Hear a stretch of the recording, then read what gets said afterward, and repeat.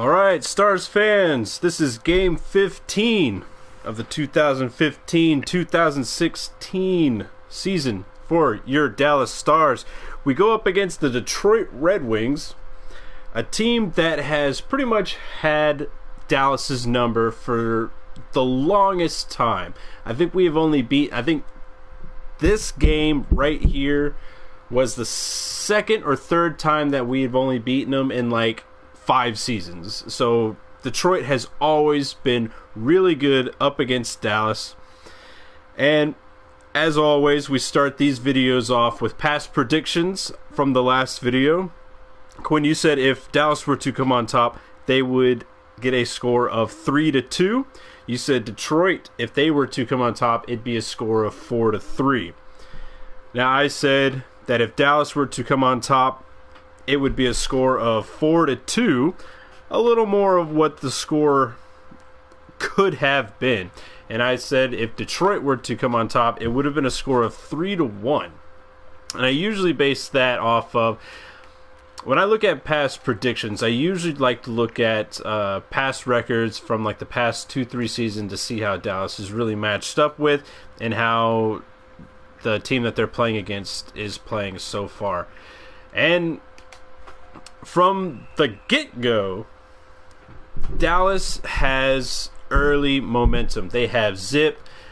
They are just going on all cylinders. I mean, it was a back and forth first period, but I'd say within like 5 minutes of the period, Dallas really found its legs, and they started taking it to the Detroit Red Wings. The Detroit Red Wings had no answers whatsoever for Dallas in the first period.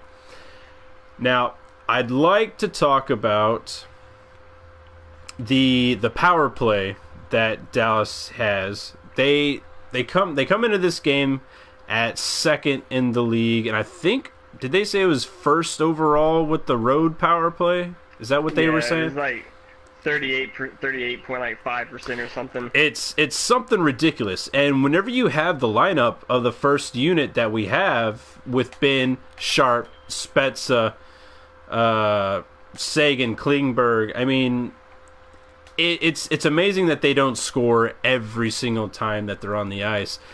But with this being Klingberg's 80th game, I believe it was this time last year that he made his NHL debut. So he's already played 80 games. How would you grade his first 80 games? And then kind of like what we talked about with Tyler Sagan, where do you see the predictions going for Klingberg? I think he's done well over the expectations. I think he still has a little bit more to prove before he is our franchise defender that we will start building around. Yeah, when you like you said, I think last video, he needs to work more on his strength and not being pushed off the puck.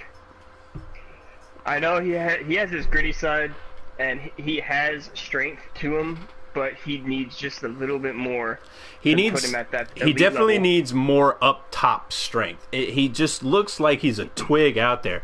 He's got those long legs and he's able to make good strides, but it just seems like his up top strength, like his arms, his chest, his shoulders, really need to strengthen up.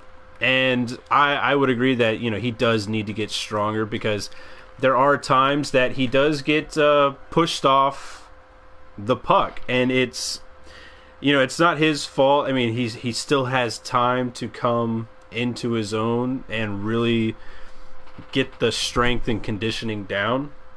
But at his 80th game, he's already in talks with one of the best Dallas Star defensemen that ever came along, with Sergei Zubov. Now Zubov was a little stockier than Klingberg. Zubov had some strength to him. Like, that was a guy that never... He's got that old Russian strength. Yeah, he never got pushed off the puck. Or if he did, it was like once in a blue moon that they were catching him off guard, or he was off center or anything like that. It was hardly ever that Zuboff, when he had the puck, someone was pushing him off of the puck. So to be in the talks of the Lidstroms and the Zuboffs within your first 80 games, I mean, that is pretty fantastic. And it's only showing you that the youth is actually starting to produce in Dallas. For a little while, before Jim Nill got here, there were talks of, when Joe Nieuwendyk was the GM, that Joe Nieuwendyk was really starting to build the farm system. And out of people like Ben, and maybe some others, like we haven't really seen the fruits of that farm system at a full potential. But right now, with what Jim Nill is putting together, it really seems that we're really starting to get the potential from the farm system, which is fantastic to see. Now,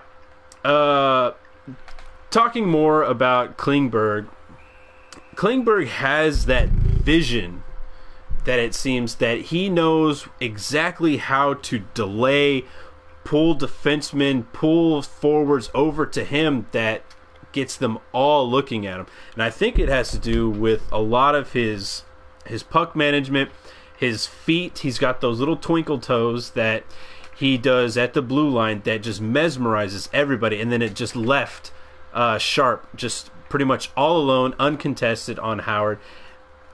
And if you want to talk about someone that's on a hot streak, I mean, Sharp is one of the hottest Dallas Stars right now. I mean, not just because he's a studly looking dude, but he, for those first, I mean, we never really had any doubts that he was going to produce. But as of right now, I didn't think he would be he's almost averaging a goal a game since he started scoring. And we got to talk about his production, which hopefully it stays on the rise and doesn't really peter out, because I think right now everything is burning on all cylinders. Speaking of, let's talk about Nichushkin. He gets his first goal. The kid finally breaks through. He gets his first goal of the season. Tell me what you saw and what you loved about his goal. Well, it's like what they've been harping on a lot with Nichushkin. You see it whenever he's out there with Sagan and Ben. He's not playing like the goal scorer like he is, like he's been bred to be. He's playing like, I'm going to give the puck to Ben, I'm going to give the puck to Sagan all the time. And when he's out there with Shore and Faxa, it's a whole different game for him to play, because now he's the star that everybody gets to look at. Exactly. So and he gets to play his game, and I'm sure Faxa and Shore, they have the mentality like, okay, we're the new guys. Nichushkin's the talent on our line, so we need to help him. And that's where a lot of their grit's coming in. They're trying to help him get the scoring going for their line. Oh, yeah, I completely agree. Now, you can tell that he's now regained that confidence, because just from the play that he had on his goal, you saw him on the boards, you saw him use his strength against Smith there, and Smith is actually a pretty decently sized defenseman. I mean, I don't think you're going to come in and say he's the strongest defenseman on the Detroit Red Wings, but he's still a pretty stocky guy. And Nichushkin just uses his strength, shields the puck, takes Smith all the way around the back behind the net, and does a great pass of getting it up to the point. But what I really, really loved about his goal is that he went straight to the net. That's where goal scorers get their goals. He got a nice, strong... He got 2 rebounds on that shot. First one didn't go in. He stayed with the puck, shielded himself. Boom. It's back in the net. That's the strong kind of play that Nichushkin needs to find in his game. And it looks like he's found it. And it couldn't come at a better time. the season is still young, so he has time to work on what he's been doing right in these past 3 games. I think this road trip has really brought his confidence out, and that's because if listeners of the past videos, those first couple of games, I mean, especially whenever he got scratched because he didn't look like he was trying. I mean, this is a completely different player, and this is the player that we told we were getting when he got drafted. And it's good to finally see that he's finally awoken from his slumber. Now, talking about momentum and everything like that, it just seemed like when Detroit got their power play goal, all the momentum, and I mean all the momentum for the rest of the game up until like the last 2 minutes of the third period, Detroit took it all away from Dallas. Do you agree? Oh, yeah. That second period play was just horrendous with our passing, how sloppy we were playing. We had no drive. Yeah, with the sloppiness and everything like that, that second, I think this is the first time I've ever seen where both teams, and one that had so much momentum, that both teams only had 3 shots on goal. That's ridiculous, especially with how hard Detroit was playing. Especially, they were in our zone like most of the time, but when you look at it, I went back and looked at some replay. They weren't hitting the net. Like, you went and watched the Red Wings coach in his post-game interviews. He went and looked at the scoring chances, but they just weren't hitting the net all that often. And when Kari, granted, you have to give kudos to our defense because they were in a lot of shot lanes. That's how we want to play. Kari was making saves, but he wasn't giving up much rebounds, which is amazing to see from Kari because Kari has just been on another level since he's come in for Niemi from that Toronto game. And it was really weird seeing, because this was the second game in a row that Dallas really got away with a terrible period of playing. We saw that in the Carolina game, and the Carolina game could have easily have gone to overtime, and just, quite frankly, the Stars could have easily had lost that game, given a few tips here, a cashed-in opportunity there. Dallas could have easily lost that game. And it comes into this game as well that Detroit took everything away. Their neutral zone trap that was going on, the Stars couldn't get out of their zone, and when they did, they turned it. It seemed like the puck just went right back to Detroit in the neutral zone. That's the first time that I've seen the Stars really, really get suffocated into their own zone. Yeah, but it's like nothing could go right for them. They're trying to shoot off the boards, and they're catching it in the air, keeping it down. Just nothing was going right. Right. And what did you see from Dallas's defensive side of the game through most of the game? They played calm and collectively in the first and third. The second, it just seemed like there was this all-out panic going on, and just nobody could get permanently set. It did seem that it was a lot of, not panic, so to say, with their game, but it did seem really rushed and really hurried, that no one was taking a breath just to slow things down, because whenever they got hurried, it just did not go the way for the Dallas Stars. Now, going into the third period, things got really, really chippy. It reminded me a lot of what the mid to late 90s hockey. That's the hockey that we grew up on. Now let's talk about the Howard injury play. You see Cody Eakin and Jason Spezza coming in on a 2-on-1. And then, a standard play, Spezza is trying to step over Howard because Howard's taking away the bottom of the ice and he's got a stick down. So you see him kind of try to jump over his stick, but he catches Howard down in the head. And then I went back and watched the replay. Howard stays down for a length of 7 seconds. Doesn't really move. But from what a lot of people are asking is, why doesn't the ref blow the play down right then and there?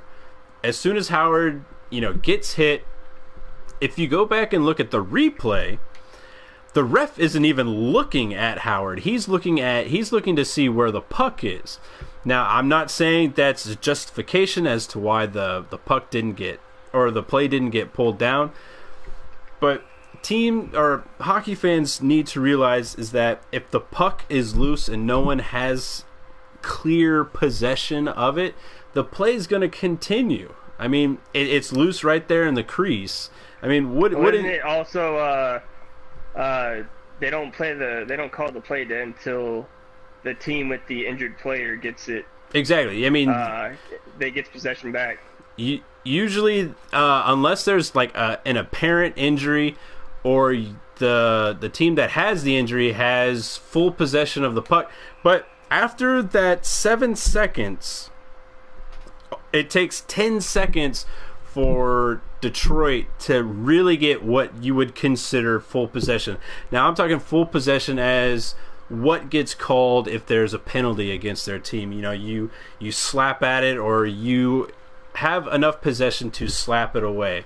So I think, because the puck is loose, the ref isn't even trying to pay attention to Howard, which is the bigger mistake. I thought after that, the officiating really just started turning into crap, to be honest with you. They were missing calls. Let's talk about the Hemsky hit. What did you see for the Hemsky hit?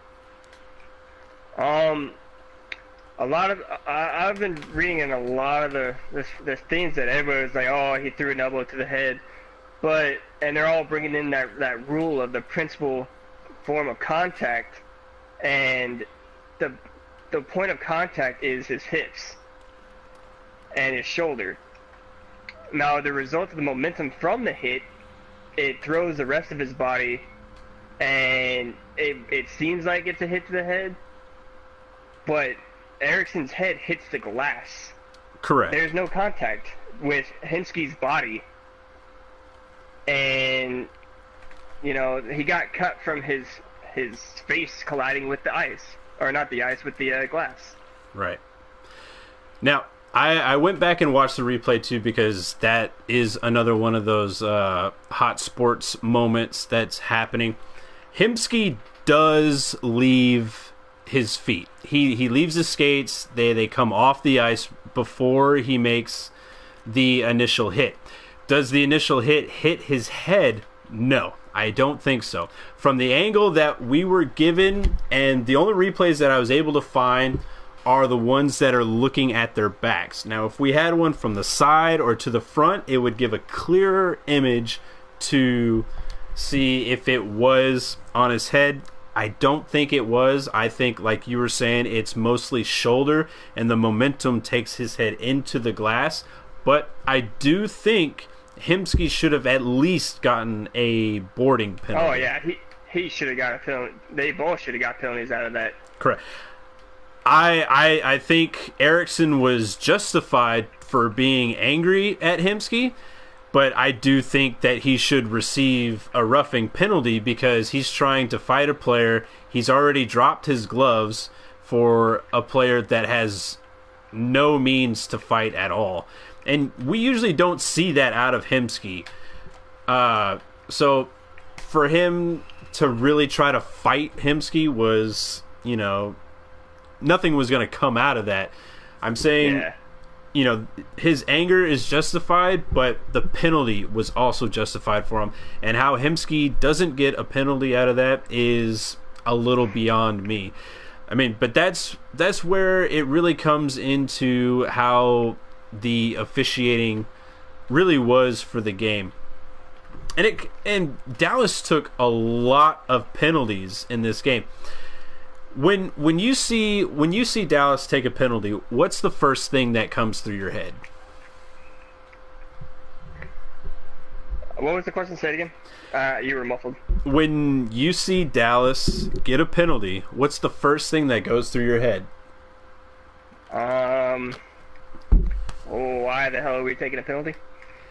Yeah, I mean that's fair, but is it safe to say now that you're more surprised whenever they kill the penalty than them getting scored on it? Sometimes I see them playing good and I know they're gonna kill it off, but some other times I'm just like, how did we not get scored on there? Right. Because Dallas came into this game as ranked 22nd in the penalty kill, and that's I don't know if one power play out of 5 will really take that percentage down much, but I think it might go down a bit. But I think as of right now, when I see Dallas take a penalty, I'm more surprised that they're actually killing it off than I am that than them getting scored on it, because they just have been horrendous when it comes to killing off the penalty kill. I don't know what can really happen. I mean, it's not just on goaltending. We know that because Kari has been playing really well. I just think it's positioning. And a lot of it is, I think, luck. When you think about it, a lot of the times when they get scored on the on the penalty kill, it's off of a lucky bounce or something like that. Not saying Gustav Nyquist's play was luck, but it's a high tip pass. It's a change up play. Say it was luck. It's luck that Kari doesn't stay in his position. If Kari had just stayed down in the butterfly, that puck hits his pad 100% of the time. I don't know. I would think that it was kind of a lucky goal, but I also think it's a designed play to do what just happened. So, with that, what is the rating that you gave this Dallas Stars team for this game? I'd give him probably a B-. Okay. And why are you giving him a B-? Just that second period was just horrendous. Yeah. Their play, the sloppiness that they had, just there's no coming back from that kind of play.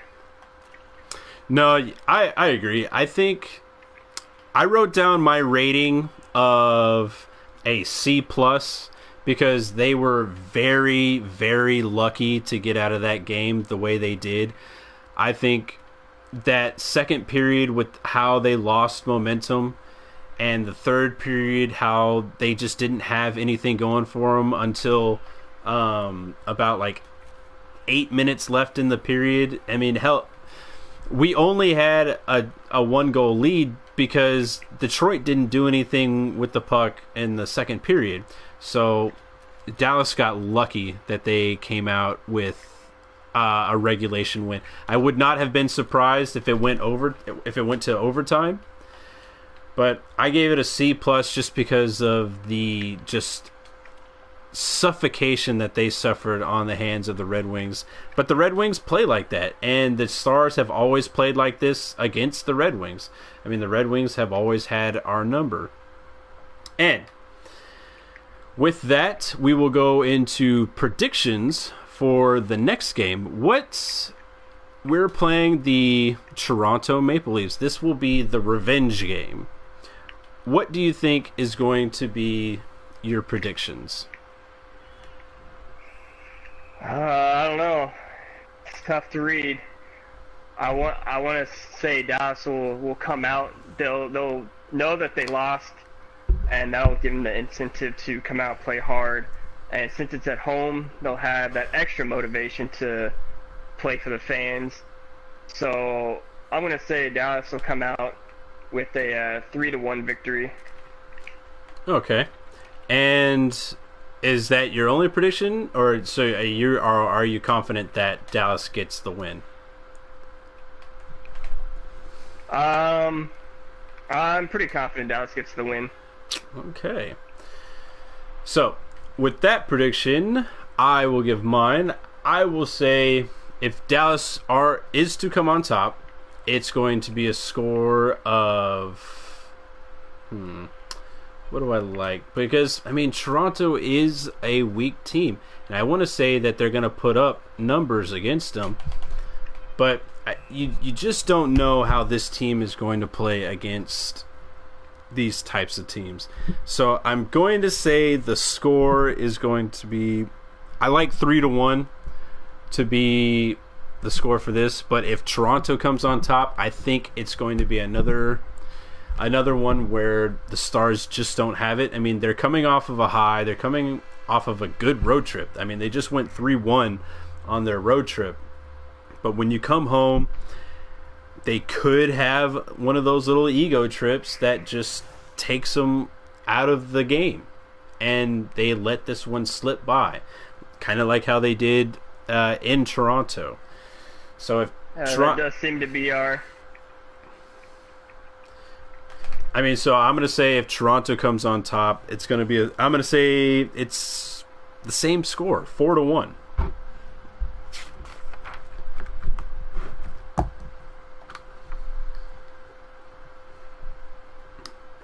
So, with those predictions, that is going to be the show. Be sure to like, comment, subscribe, do all those things. Let us know what you liked. Let us know what you didn't like.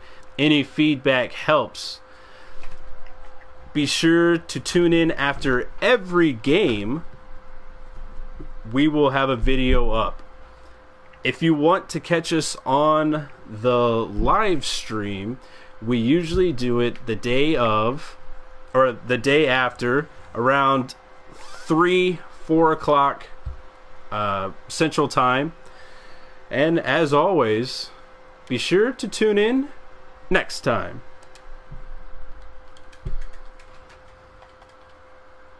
I just want everybody to know watching that I have no idea what I'm doing on goalie. So if I lose this game, it's not my fault.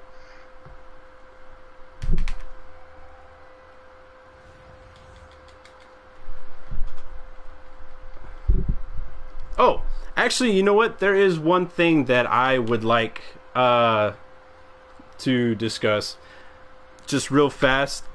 I think everyone needs to keep an eye out for the Detroit Red Wings rookie, Larkin. I think he is going to be the next big name to come out of Detroit. Any time that he was on the ice, he was noticeable. He has speed, he has hands. Be sure to look out for him because I think he is going to be the next big name. And that'll do it. Tune in next time.